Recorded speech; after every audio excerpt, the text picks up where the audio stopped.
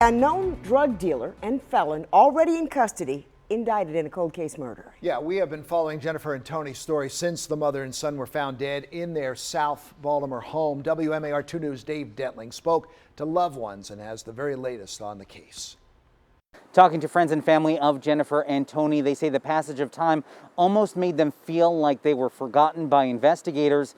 But yesterday's indictment, they say, means they are one step closer to closure. I really thought that this case was not going to be solved. For 5 years, Danielle Wilder-Comu felt the person responsible for the death of her sister Jennifer Jeffrey and her nephew, 7-year-old Kester Brown, who others called Tony, would never be arrested. That changed on Wednesday.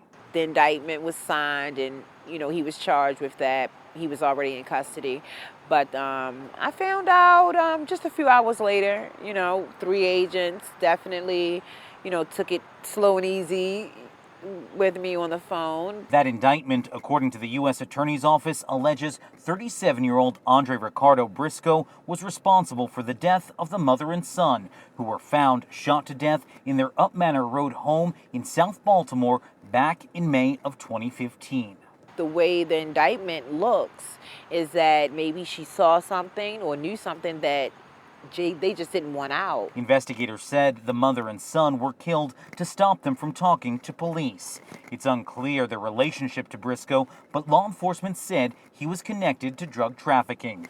As for Tony, his friends remember the day they lost him. I remember I was supposed to get Minecraft that night. I was supposed to have the best weekend of my life. And then he was supposed to come over and play with us that Friday. Nazir James and his family were tight with Jennifer and her little boy.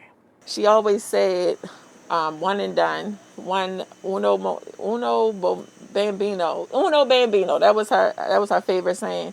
That's all she wanted and needed. LATIA Daniel says the indictment leaves many questions to be answered, but knows justice will be served. When you go through something like this, every night you just close your eyes and you're wondering who was looking at them?